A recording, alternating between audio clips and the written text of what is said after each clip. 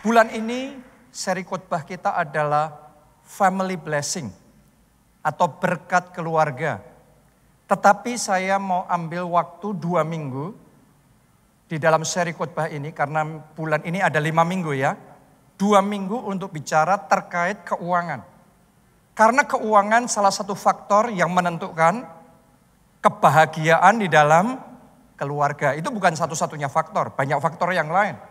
Tapi salah satunya adalah kestabilan di dalam keuangan mempengaruhi kebahagiaan di dalam keluarga. Nah, di bagian yang kedua dari seri khotbah ini, judul khotbah yang saya mau bagikan adalah Manage Well, Live Well.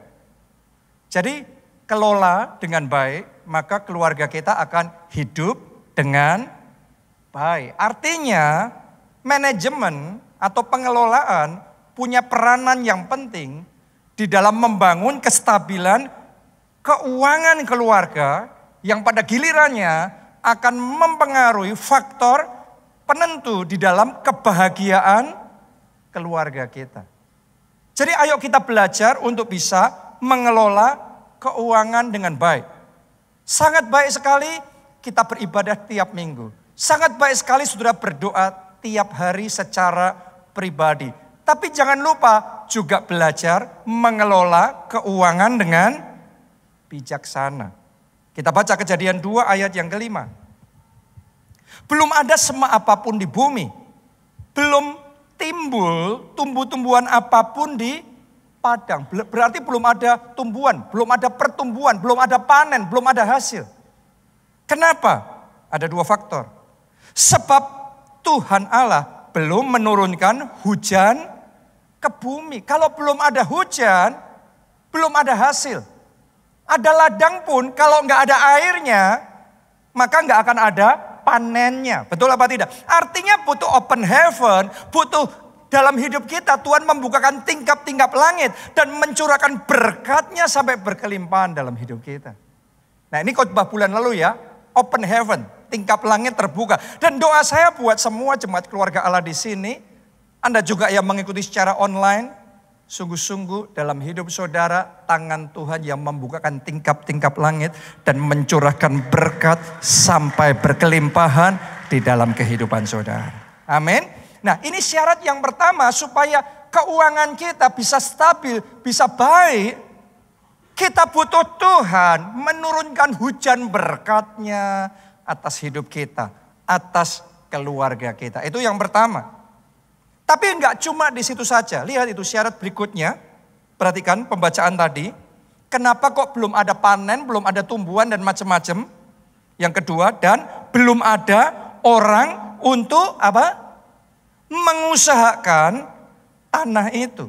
Mengusahakan di sini mengelola, menghandle tanah tersebut, memanage tanah tersebut. Artinya sebuah urusan kalau belum ada pengelolaan yang baik, maka tidak akan ada panen yang baik juga.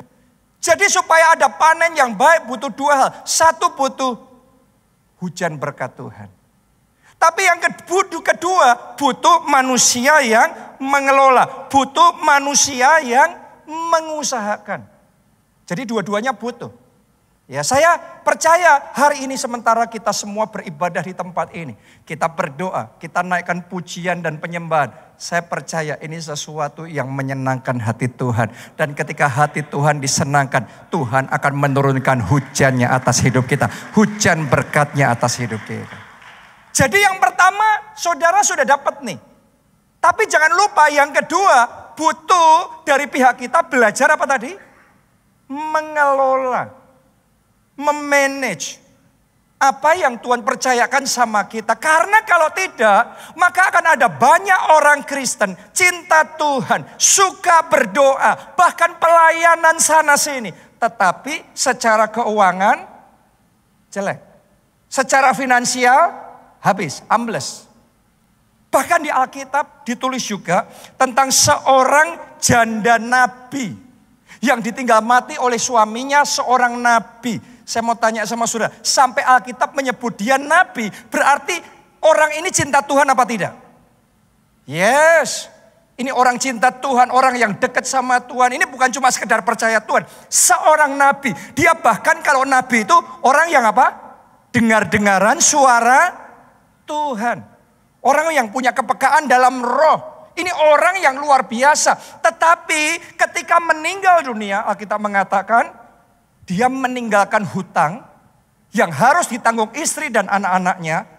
Dan mereka nggak bisa bayar itu, sehingga anak-anaknya mau dirampas sebagai pembayaran hutang. Saya mau ngomong sama saudara begini, tidak semua nabi punya kemampuan untuk mengelola keuangan dengan bijaksana. Jadi cinta Tuhan itu satu urusan.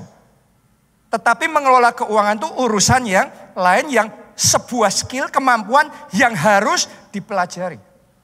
Sama halnya misalnya saudara bisa nyetir mobil. Tidak semua orang bisa nyetir mobil, bisa berenang. Betul apa tidak? Itu dua kemampuan yang berbeda. Tidak semua orang yang bisa berenang, bisa mendesain interior kayak gini. Itu kemampuan yang totally different.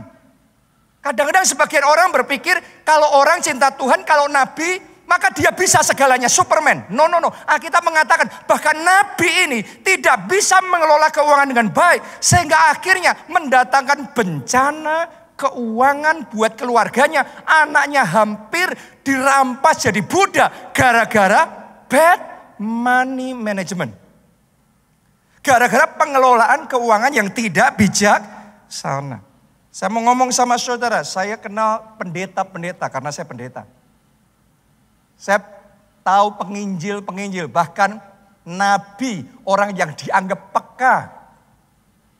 Yang di masa-masa tertentu Tuhan gerakkan saya untuk membantu mereka secara finansial. Karena mereka ada di dalam keadaan yang sangat susah secara finansial. Saya mau ngomong sama saudara. Artinya menjadi rohani itu penting. Hujan berkat yang daripada Tuhan. Tetapi jangan lupa, sisi yang kedua, kita harus belajar mengelola resources semua yang Tuhan percayakan kepada kita. Dan doa saya, kita semua di sini, Anda juga mengikuti secara online, kiranya tangan saudara diurapi oleh Tuhan, diberikan kemampuan, Anda diberikan hikmat untuk bisa mengelola dengan bijaksana. Sehingga yang Anda kelola akan bertambah. Yang dipercayakan di tangan saudara akan berlipat kali ganda. Seperti perumpamaan hamba dengan 1, 2, dan 5 talenta. Anda bisa melihat ya, yang 1 talenta tidak mempunyai kemampuan mengelola, sehingga 1 tetap 1. Sedangkan hamba yang dipercaya 2 talenta bisa mengelola. Saya mau tanya sama saudara, talentanya sama-sama dari Tuhan enggak? Sama talentanya. Tapi yang 2 ini bahkan kerepotannya lebih banyak, tanggung jawabnya lebih besar. Tapi 2 bisa jadi 4. Hamba yang dipercaya 5 bisa mengembangkan jadi 5. Enggak ada masalah dengan talentanya. Talentanya semua datang sama Tuhan yang sama, kepercayaannya yang sama, berkatnya yang sama. Tetapi kemampuan mengelolanya yang menentukan yang berbeda. Saudaraku, Tuhan itu tidak menciptakan orang kaya dan orang miskin. Tuhan itu menciptakan manusia. Oke, tapi kemampuan mengelola secara keuangan itu akan menentukan apakah kemudian orang itu, manusia itu akan menjadi kaya atau menjadi miskin. Salah satunya ditentukan oleh kemampuan di dalam mengelola. Dan di dalam kisah hamba dengan 1, 2, dan 5 talenta tadi, Anda lihat tuh. Tuannya ini Tuhan. Tapi yang dilakukan tuannya, yang 1 talenta tetap 1 talenta dipecat. Orang kalau zaman sekarang kan ya kasihan dong. Tapi ternyata Tuhan memecat bad manager. Dan Tuhan mempromosikan good manager. Saya mau ngomong sama saudara, kalau Anda bisa mengelola dengan bijaksana, mulai hari ini jalan hidupmu tidak akan pernah turun. Mulai hari ini tangan Tuhan yang akan mempromosikan, yang akan mengangkat saudara, dan yang akan membuat saudara tetap naik dan tidak turun. Amin, haleluya. Jadi belajar mengelola dengan bijaksana. sana. Karena kemampuan mengelola itu beda sama memiliki. Orang memiliki belum tentu bisa mengelola. Orang mempunyai aset, mempunyai harta, mempunyai uang, depositonya banyak, mempunyai tanah. Belum tentu tahu apa yang harus dilakukan. Ada orang-orang yang gak punya semuanya itu, gak punya uang, gak punya modalnya, gak punya tanahnya, tapi punya skillnya. Berapa waktu ini saya ketemu sama satu orang yang punya skill untuk mendevelop tanah, jadi perumahan, jadi hotel, jadi produk-produk properti yang sukses. Dia nggak punya tanahnya, dia nggak punya modalnya, tapi dia punya know-how-nya, dia punya kemampuan memanagenya. Sehingga akhirnya orang-orang yang punya modal, punya tanah, itu ngejar dia, nyari dia, kerja sama-sama dia, dan akhirnya dari nggak punya, jadi punya. Dari yang tadinya nggak ada apa-apa, jadi ada apa-apa. Oke, tanpa kemampuan mengelola, kita hanya ngejar berkat, ngejar uang. Tapi dengan kemampuan mengelola, berkat yang mengejar kita. Kiranya terjadi dalam hidup saudara, bukan Anda mengejar berkat, tapi berkat yang diperintahkan Tuhan untuk mengejar saudara. Doa saya dari awal tahun sampai akhir tahun ini, ada berkat demi berkat, ada project demi project, ada kejutan demi kejutan, ada double favor tercurah. Katakan amin. Amin. Tepuk tangannya yang paling meriah buat Tuhan kita. Haleluya. Ya, walaupun tahun ini tahun yang penuh tantangan. Dari awal tahun saya sudah ngomong sama saudara. Satu ayat yang terus Tuhan munculkan dalam roh saya. Berjalan melalui air, sungai, tapi tidak dihanyutkan. Diizinkan berjalan melalui api, tetapi tidak dihanguskan, dilempar ke api, Sadrak, Mesak, dan Abednego. Tapi selamat mereka. Diizinkan melalui api seperti Daud, Siklak dibakar semuanya.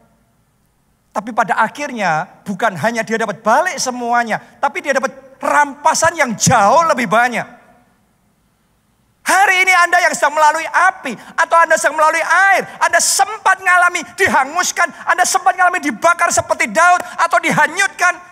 Kemarin aja di Bekasi, di beberapa tempat terjadi kebanjiran macam-macam. Saya mau ngomong sama saudara, teguhkan dan kuatkan hati saudara. Tahun ini tahun double favor. Tuhan akan menolong, Tuhan akan menyertai. Ending dari semuanya ini adalah kemuliaan. Akan ada pertolongan daripada Tuhan, akan ada kekuatan daripada Tuhan. Karena itu perkataan kita harus dengan iman terus berkata, aku percaya 2025 ini double favor.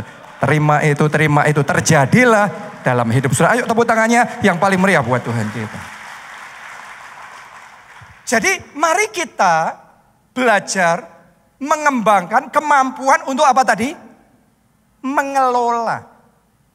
Belajar, karena Anda punya kemampuan mengelola seperti kayak hamba dengan 2 dan 5 talenta. Nanti tuan-tuan orang-orang yang punya talenta-talenta akan cari saudara supaya talentanya bisa berkembang. Anda dari yang gak punya apa-apa nanti akan dapat apa-apa. Dapat salary-nya, dapat profit sharing-nya. Bahkan akan ada yang dapat percentage ownership-nya, kepemilikannya. Dengan kemampuan mengelola. Jadi belajar ya, dalam hidup ini jangan cuma sekedar doa, Tuhan berkati aku. Dan berkati itu sebagian besar orang mindsetnya berkat mentahan, langsung dapat duitnya. Langsung dapat jadinya. Mulai hari Anda doa sama Tuhan, Tuhan beri aku hikmat untuk mengelola. Anda dapat hikmat untuk mengelola, satu itu aja Anda punya kemampuan mengelola. Unlimited blessing yang akan datang dan yang akan tercurah di dalam kehidupan saudara. Amin. Haleluya. Jadi apa kuncinya? Supaya keuangan kita bisa bagus. Belajar mengembangkan kemampuan mengelola. Jadi hari ini kita akan fokus bicara tentang money management. Kemampuan mengelola keuangan. Oke ya. Ada mengelola tuh banyak. Ada mengelola tanggung jawab ini, tanggung jawab itu dan lain sebagainya. Tapi karena hari ini kita bicara tentang keuangan, kita akan fokus money management. Bagaimana saudara dan saya bisa meningkatkan kemampuan kita di dalam mengelola keuangan. Supaya jangan sampai jemaat di tempat ini, ketua kelompok sel di tempat ini, atau staf gembala di tempat ini, cinta Tuhan luar biasa. Tetapi seperti Nabi tadi yang tidak mempunyai kemampuan mengelola keuangan. Saya berdoa semua kita di tempat ini, cinta Tuhan, tambah sungguh dalam Tuhan, tambah berjalan bersama Tuhan. Tapi saudara juga mengembangkan kemampuan mengelola keuangan dengan bijaksana. Oke, kita mulai. Ya, yang pertama, ini bicara tentang money management. Bagaimana kita meningkatkan kemampuan mengelola keuangan kita dengan bijaksana. Kunci dari money management itu satu ini. Seandainya Anda dapat yang satu ini, sebenarnya ini sudah kuncinya. Fokus pada cash flow positif. Kuncinya itu sebenarnya. Kita semua tahu apa artinya cash flow. Arus uang kas kita.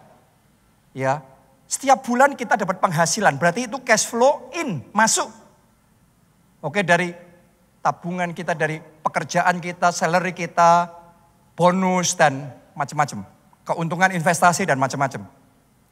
Tapi ada cash flow out. Ada uang keluar. Anda beli mobil, Anda bayar uang sekolah anak, bayar listrik, dan lain sebagainya. Selama ini uang yang keluar lebih sedikit dari uang yang masuk, berarti cash flow-nya positif apa negatif? Positif. Selama cash flow-nya positif, aman saudara. Pokok kuncinya itu aja. Sebenarnya sesimpel itu. Tetapi kalau kita membiarkan cash flow-nya jadi negatif, kita nggak usah jadi nabi untuk bisa memprediksi apa yang akan terjadi di masa depan dalam hal keuangan orang itu. Walaupun rajin pelayanan, walaupun tiap minggu ke gereja. Tapi kalau mengizinkan lebih besar pasak daripada tiang. Berarti pengeluaran lebih banyak daripada pemasukan. Cash flow-nya negatif. Sudah boleh dipastikan. Mau dia doa puasa 40 hari. Tetap seperti Nabi tadi. Akhirnya akan terjebak di dalam hutang. Akhirnya mengalami bencana keuangan. Sesimpel itu. Jadi ayo kita pastikan supaya di dalam keuangan kita cash flow-nya positif. Anda yakin gak sekarang pengeluaran dan pemasukan saudara tiap bulan kalau dihitung cash flow-nya positif? Tiap bulan. Kalau Anda masih ragu-ragu, itu kemungkinan negatif saudaraku. Oke. Anda harus benar-benar menguasai keuangan saudara. Anda tahu cash flow saya positif. Dan semakin positifnya tebal, semakin boleh dipastikan keuangan saudara punya masa depan yang gemilang. Jadi kuasai pengeluaran saudara tidak lebih besar daripada pemasukan. Anda boleh belajar yang rumit-rumit tentang keuangan. Tetapi kuncinya itu dulu. Arus cashnya positif. Jangan sampai terbawa dengan gaya hidup konsumtif yang akhirnya membuat keuangan kita jadi negatif. Sebagian orang masalahnya punya mindset kaya sama dengan rumah mewah, mobil Ferrari, liburan mahal, pakaian-pakaian branded, dan lain sebagainya. Buat sebagian orang itulah kaya. Saya mau ngomong sama saudara, itu bukan kaya, itu penampilan. Penampilan kaya. Penampilan kaya belum tentu sungguh-sungguh kaya.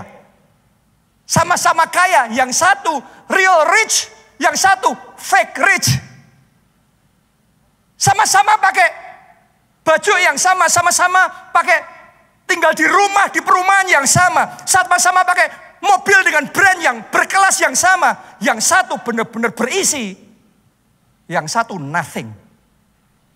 Jadi nggak usah silau dengan mobil-mobil mewah, pakaian bergengsi dan lain sebagainya. Karena Sama-sama tinggal di hotel yang sama, nginep di hotel yang sama, makan di restoran yang sama. Yang satu benar-benar berisi secara keuangan, yang satu nothing. Oke. Jadi yang satu, semua itu bicara penampilan. Penampilan belum tentu sama dengan isinya. Bisa penampilan sama dengan isinya, bisa penampilan totally berbeda sama isinya. Anda saja ngomong di depan orang itu, wah kayaknya baik. Begitu di belakang ngomongan sama teman kita sendiri, kita bisa ngerasain yang gak baik tentang orang itu. Bener gak? Berarti ngomong di depan sama di belakang belum tentu sama. Gak usah silau sama teman saudara, sepupu saudara yang punya penampilan kaya. Saya punya teman-teman pendeta, pertama kali saya merintis gereja, ya saya tahu saya sama dia itu secara finansial ratingnya pada waktu itu mirip-mirip. Berkat Tuhan secara finansialnya kira-kira ya mirip-mirip. Tapi berapa kali dia ngeledekin saya, dia mengolok-olok saya karena saya penampilannya, pakai pakaiannya biasa aja. Sedangkan dia yang berkilau dan dipuji orang, dikagumi orang, luar biasa. Makanya dia ngeledek saya cuma senyum-senyum aja dan kita berteman dengan baik. Sekian tahun berjalan dan kemudian kita bertemu lagi, ternyata hasilnya beda. Kenapa? Karena gaya hidupnya dia yang luar biasa mewah itu, walaupun berkat Tuhan itu ada dalam hidupnya, tapi gaya hidupnya dia membuat cash flow-nya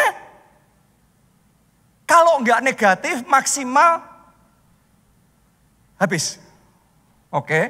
Jadi mau berapapun berkat Tuhan mengalir, pokok 10 tahun, 20 tahun kemudian levelnya tetap sama di situ aja. Sebaliknya berkatnya sama Tuhan dalam hidup saya. Akan tetapi cara mengelola keuangannya berbeda. Saya pastikan cash flow itu harus positif. Berkatnya sama saudaraku ya. Penghasilannya kira-kira sama.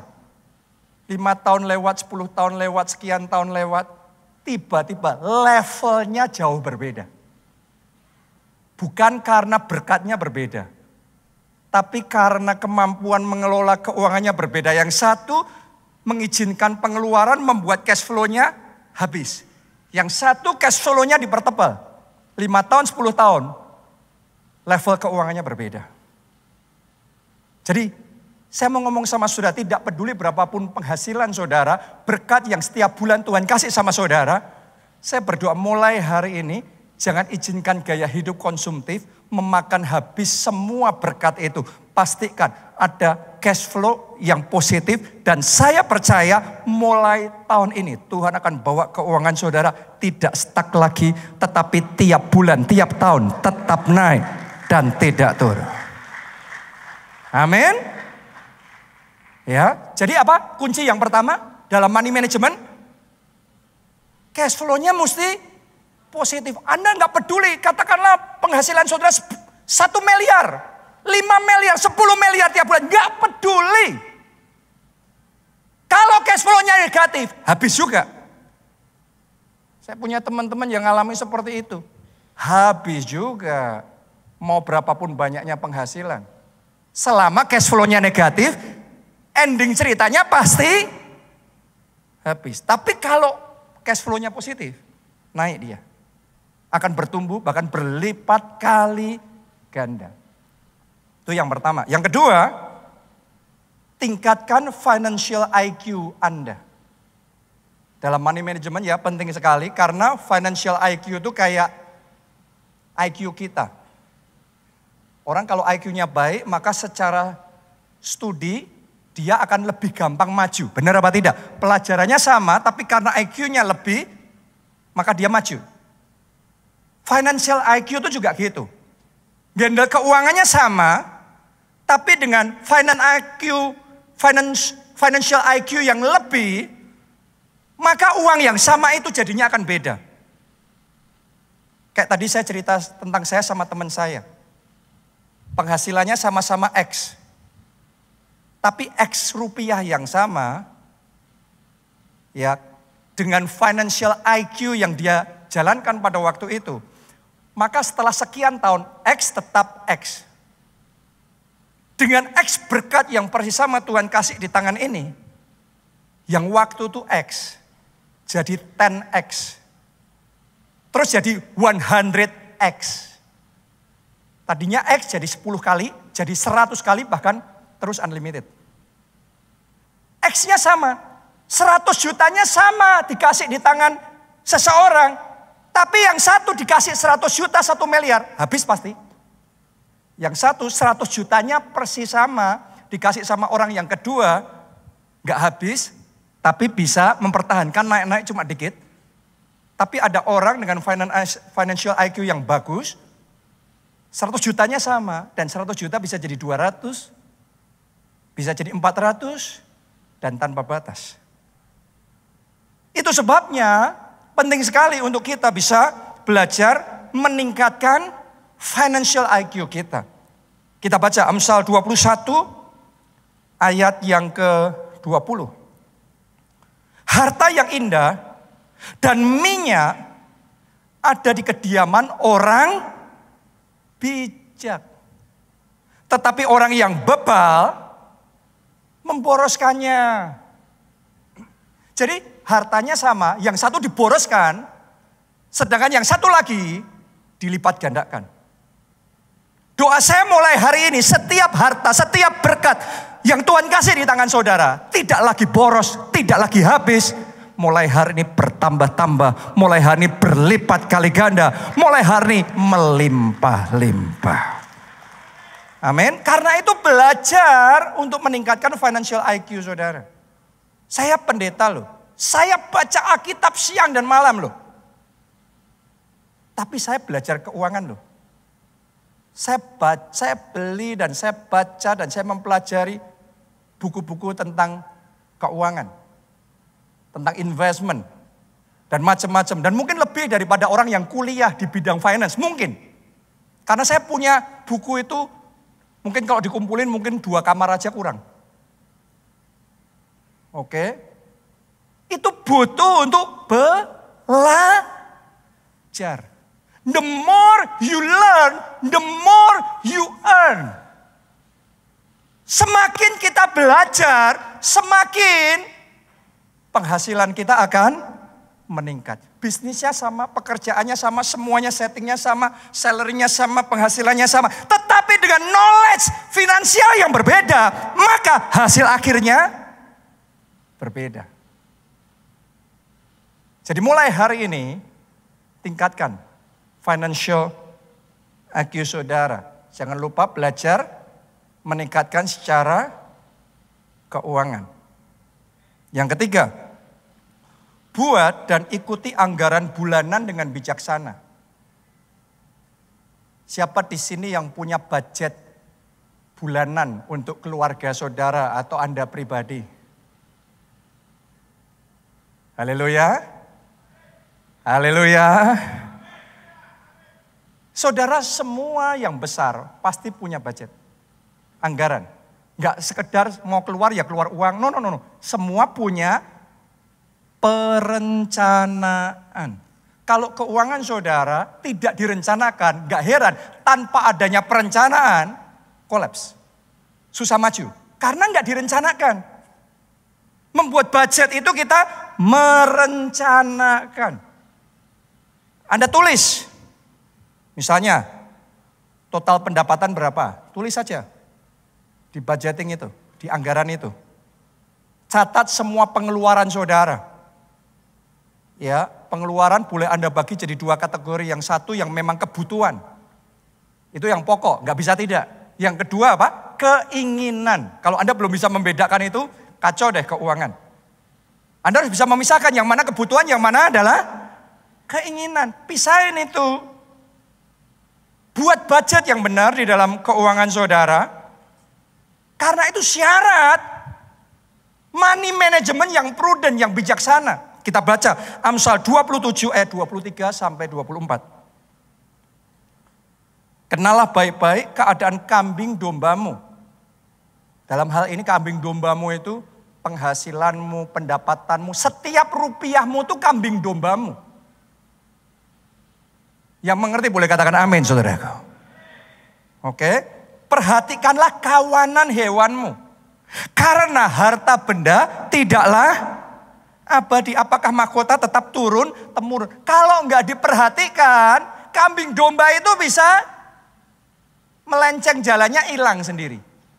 Makanya uangnya enggak dibuat budgeting, berapa banyak orang terima salary, baru minggu kedua, baru pertengahan bulan, kok sudah habis?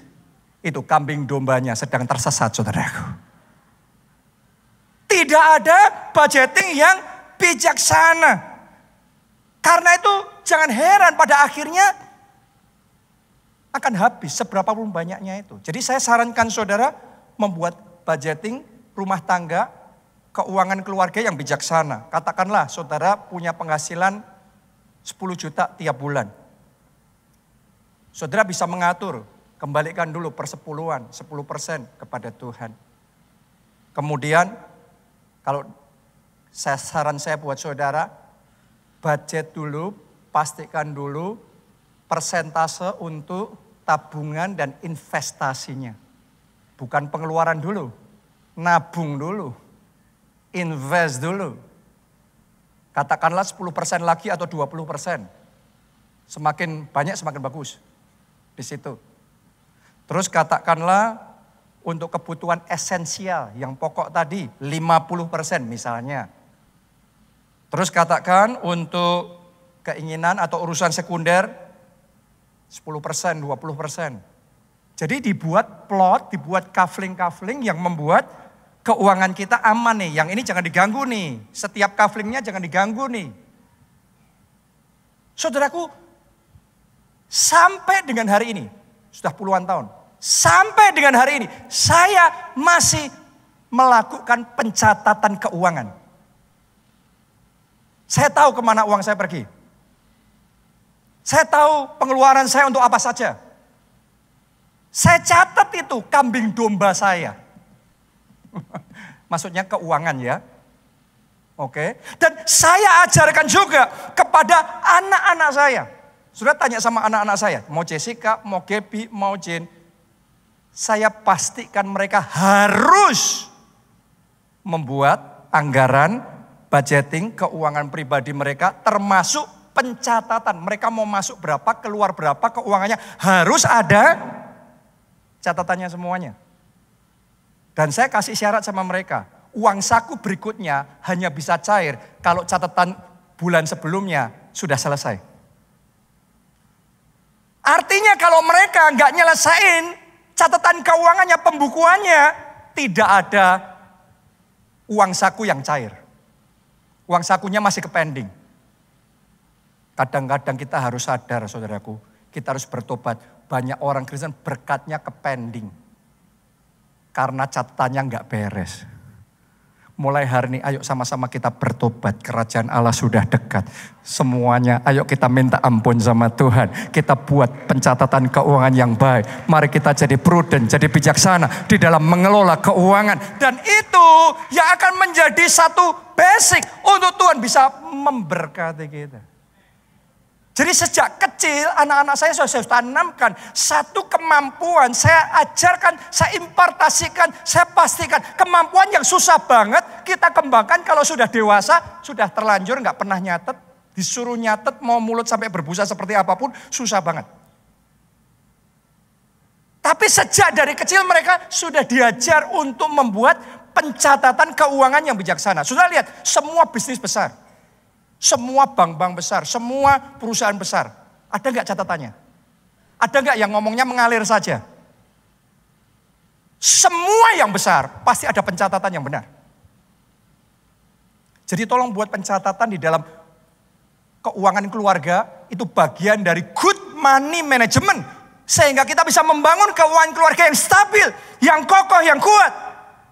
Dan itu akan memastikan our financial future. Masa depan finansial kita. Yang keempat nih khotbah minggu lalu. Masih ingat apa minggu lalu khotbahnya? bayar lunas utang saudara. Ya, dan saya khotbah minggu lalu tuh saya ketemu sama orang-orang yang mungkin saudara juga ada di tempat ini sedang struggle dan mengalami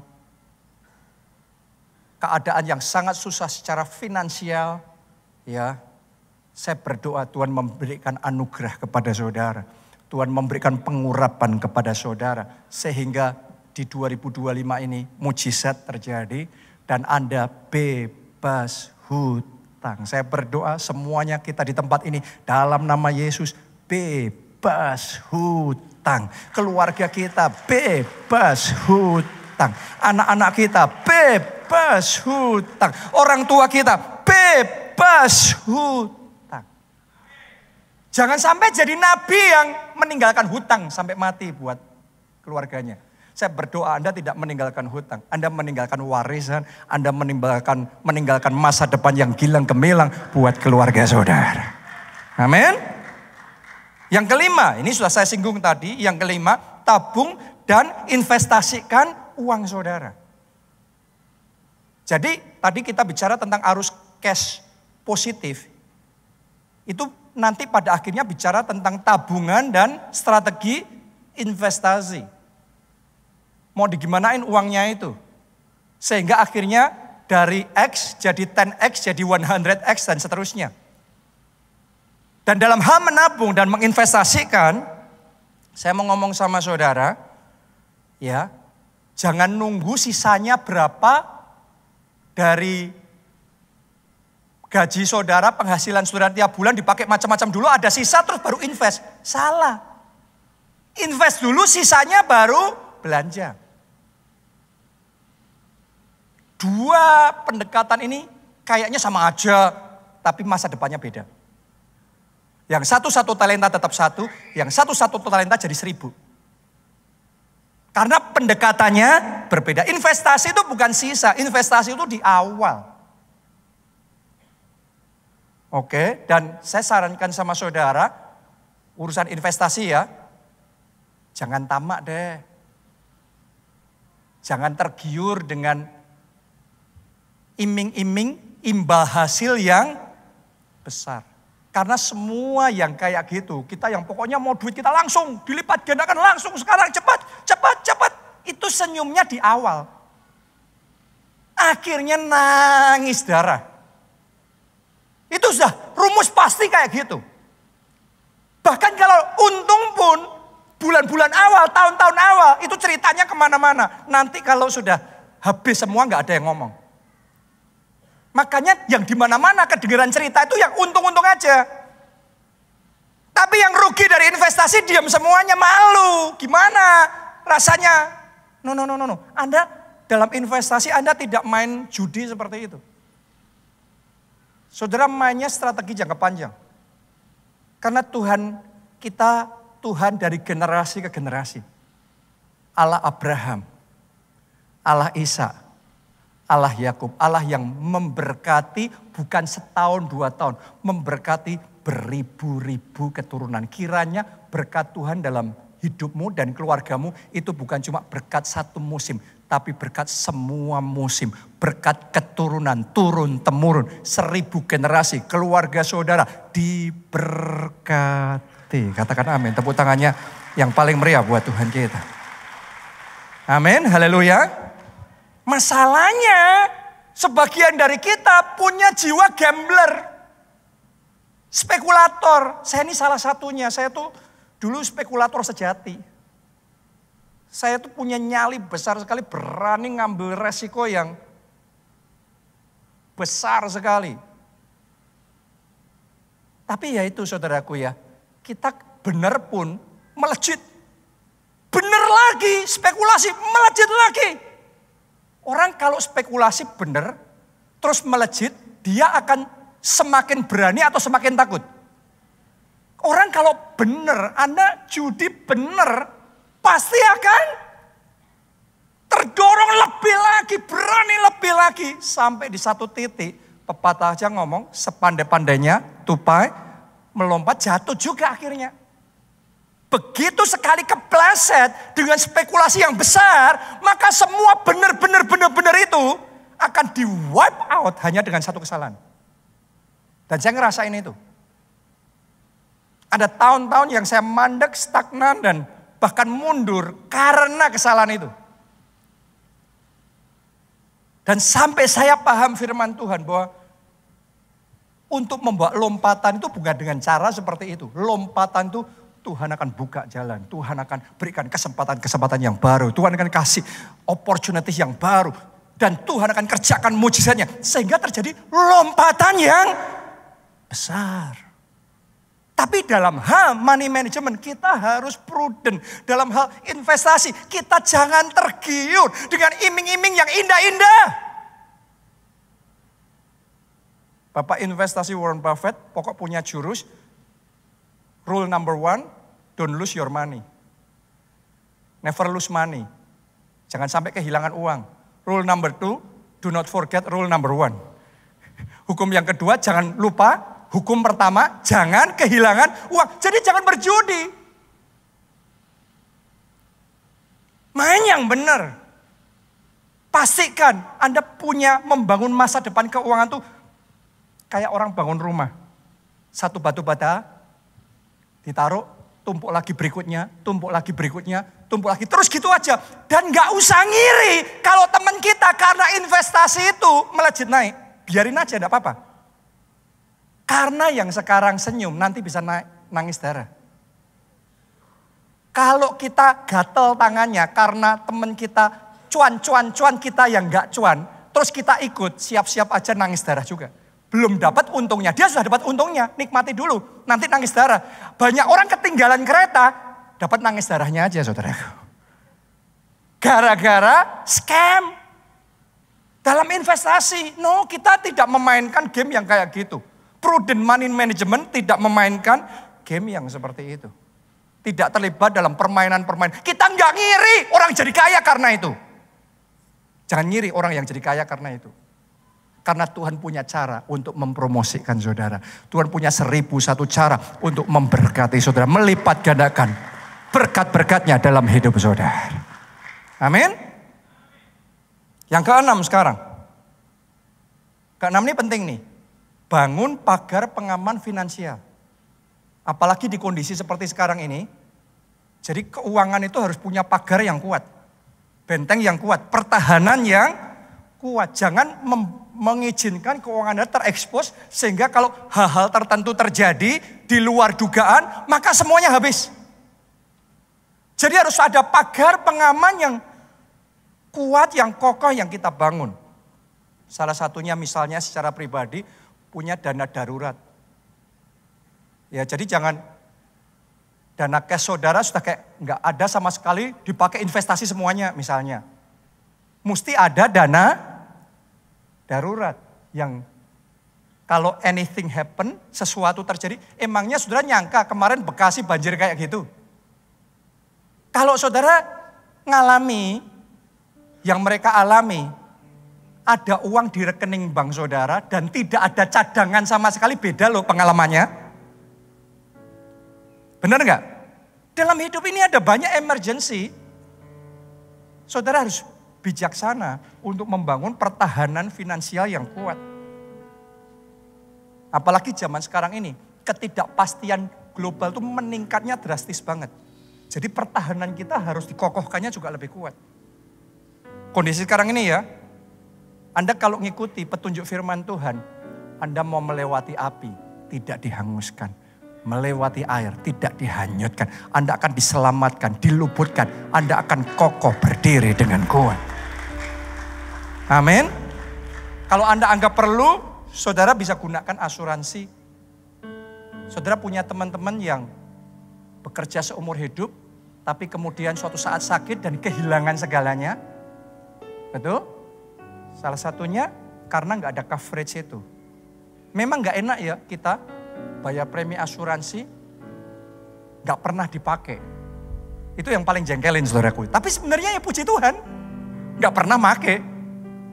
Tapi kalau emergency terjadi yang kita nggak tahu kapan emergency terjadi, yang pasti selama kita hidup mana orang yang nggak pernah ngalami emergency. Benar apa tidak? Kita harus ready. Terus belajar juga pentingnya diversifikasi. Anda catat aja ya, saya nggak punya waktu bacain. Saudara catat aja Pengkhotbah 11 ayat 1 sampai 6. Lemparkanlah rotimu ke air, maka engkau akan mendapatkannya kembali lama setelah itu. Berikanlah bagiannya kepada 7, bahkan kepada 8 orang. Karena engkau tidak tahu malapetaka apa yang akan terjadi di atas bumi. Nanti Anda baca yang lengkap itu. Anda akan ngerti, di situ firman Tuhan tuh ngajarin kita. Sepinter-pinternya saudara, Anda tuh enggak benar-benar ngerti. Nanti setahun lagi terjadi apa ini? 2 tahun lagi apa yang terjadi? Makanya disuruh lemparin rotinya ke 7, dibagi 7, dibagi bahkan 8. Karena di Alkitab loh, itu ayat firman Tuhan mengajarkan kita. Kita nggak tahu apa yang akan terjadi. Kita nggak tahu yang ini yang bagus atau yang itu yang bagus. Atau dua-duanya bagus.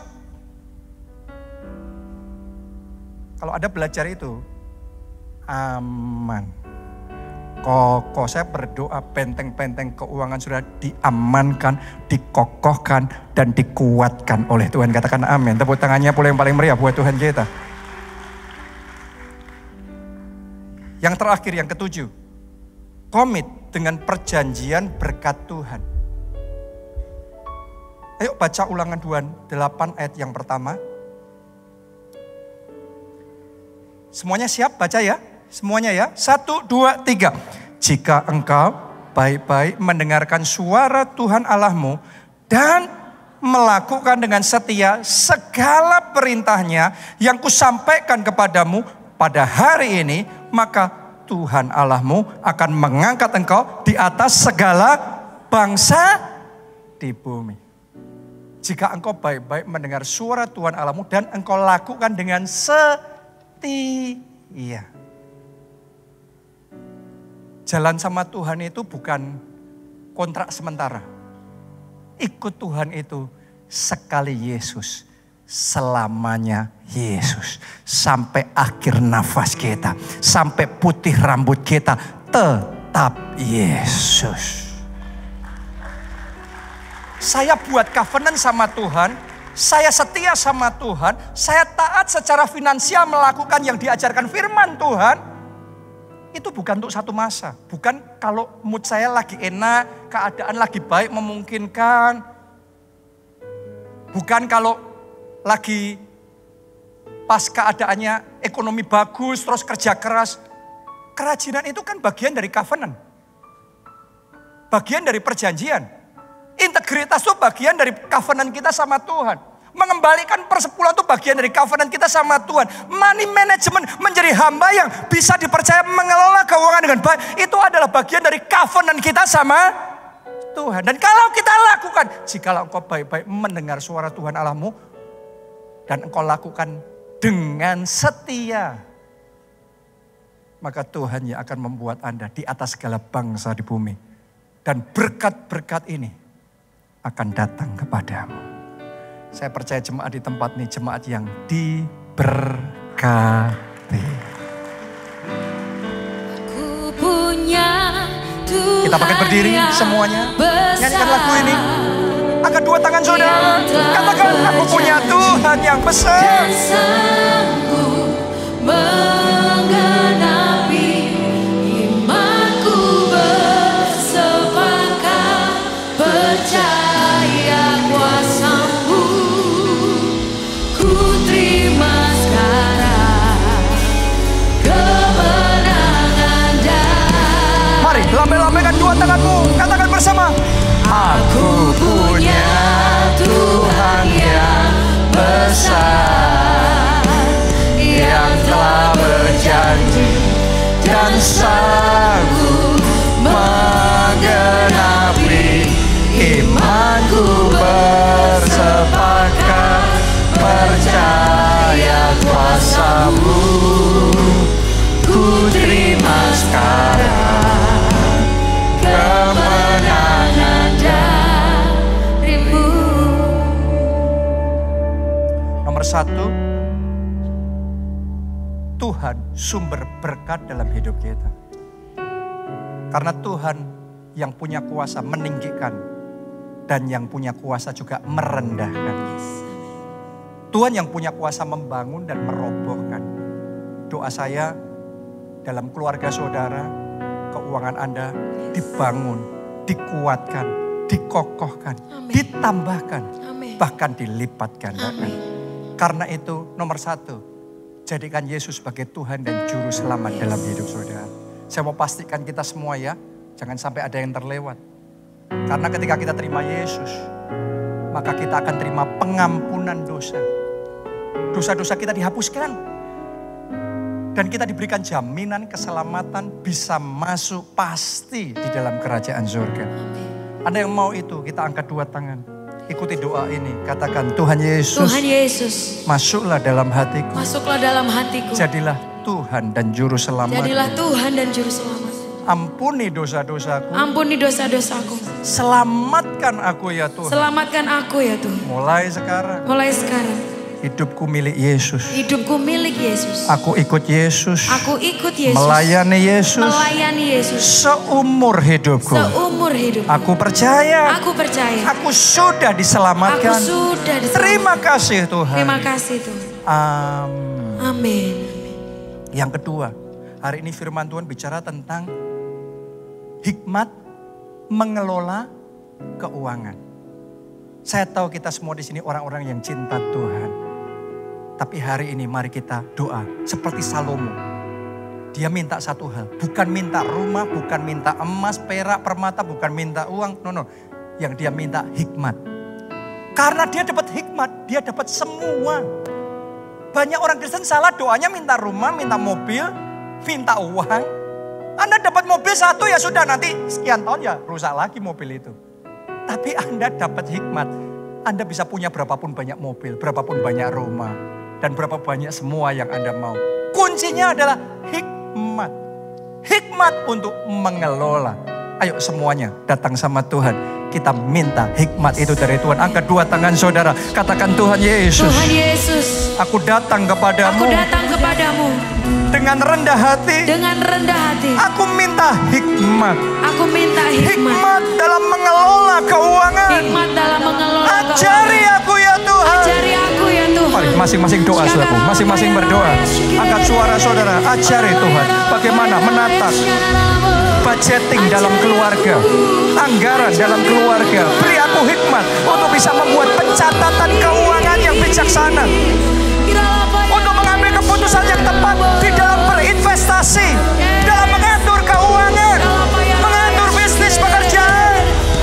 Ajari aku Tuhan untuk menentukan pakem-pakem yang benar, yang tepat, bijaksana secara keuangan. Ajari ya Tuhan. Ajarilah ya Tuhan. Aku butuh Tuhan. Haleluya. Ajari Tuhan, ajari ya Tuhan. Ajari ya